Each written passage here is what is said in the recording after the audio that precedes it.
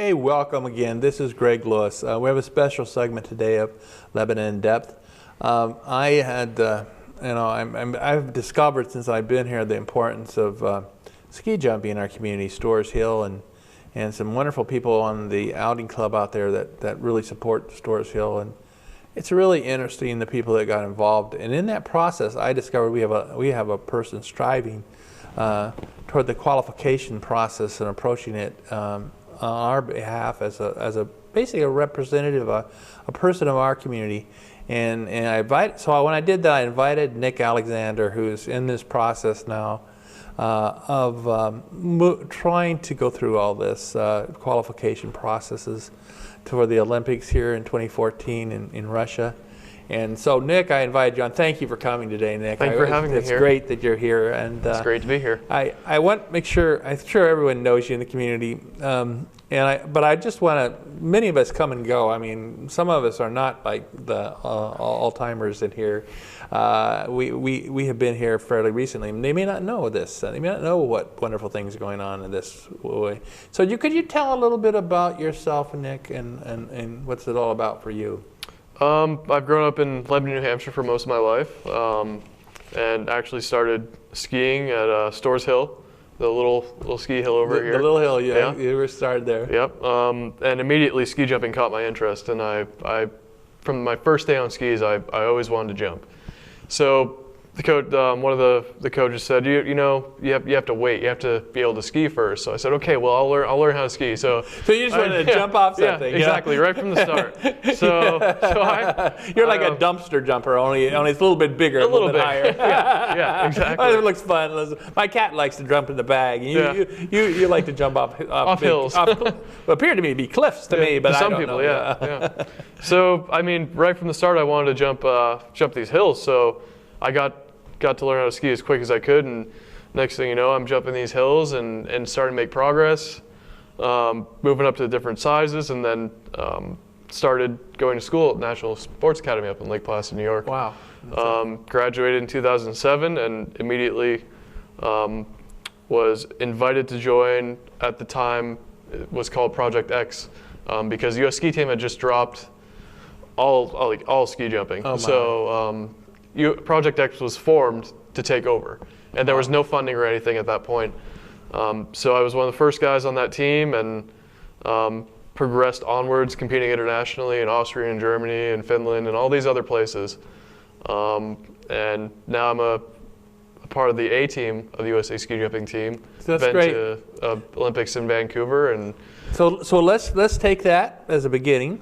And so let's do some Star Trek stuff, and let's jump through the old black hole and bring us forward to where we're at here in I guess we're in 2013, almost 2014. Yeah, just about. So let's look at where we are in 2013 here as we approach the end of this year, and as we look forward to that the Olympics are in 2014. We're ending 2013, and they're in Russia of all places. Really interesting.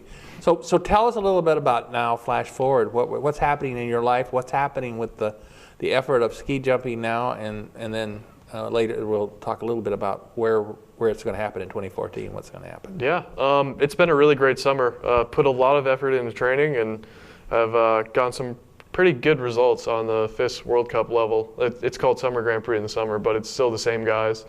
2 14th place finishes in Russia, not at the same venue as the Olympics are, but on hills pretty similar to that. Was crowned national championships in Lake Placid, New York in October. And I just had a fundraiser here in Lebanon to try and raise some funds to have a chance at qualifying for Sochi. And now we're talking on November 7th today as we talk. Yeah.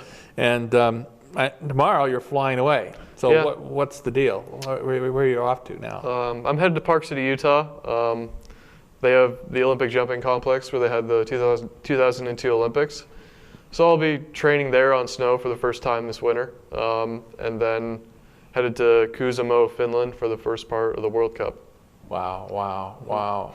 So when you get to Finland and in the World Cup, what takes place during that process? I mean, I've watched some of the World Cup activities on on the screen. Yeah. But I can't imagine how exciting it is to be in that kind of competition. Yeah, they're the best athletes in the world, the best ski jumping athletes in the world, and basically we're trying to collect points to have a chance to qualify for the Olympics in Sochi, Russia. How do you qualify in terms of qualifications? I mean, you had mentioned that that's really important. So how do you make that cut? How do you get that qualification to get to land in Russia in the Olympics? There's a qualification period from November 19th until January 15th. And basically what you're trying to do is score World Cup points to get on the international ranking list, sorry.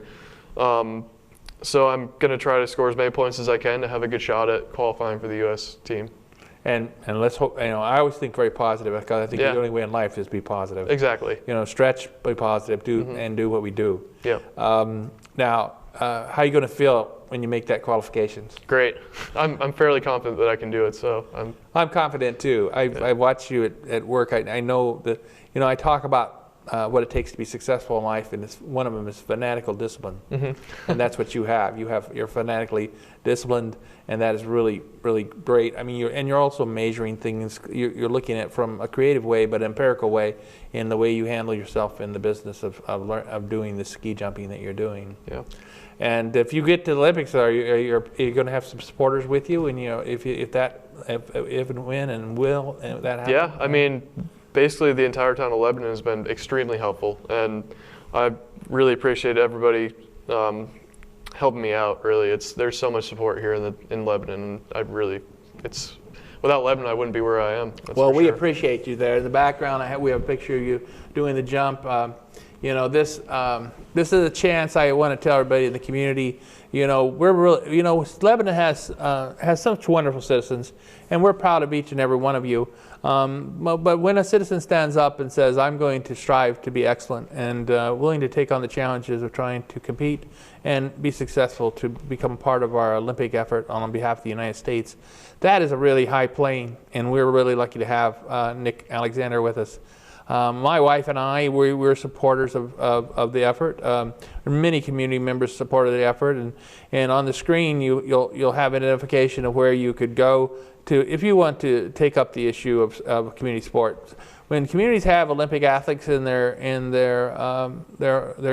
town or city or village, it's very common. Everyone pulls together. And my goodness, the things come out of the woodwork of trying to help.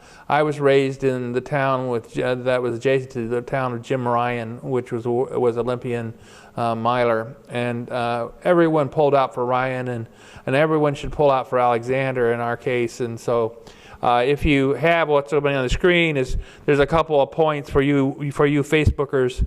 The Facebook.com/ski jumping Alexander, and for just Nick's site itself, just go to www.nickalexander.us. This is the time to pull for our Olympics. I'm going to be watching the Olympics. I wish I could be there, and because we're going to know, all of us are going to know that Nick's going to be there. So thank you, Nick. Thank you very much. All right, we'll see you on TV.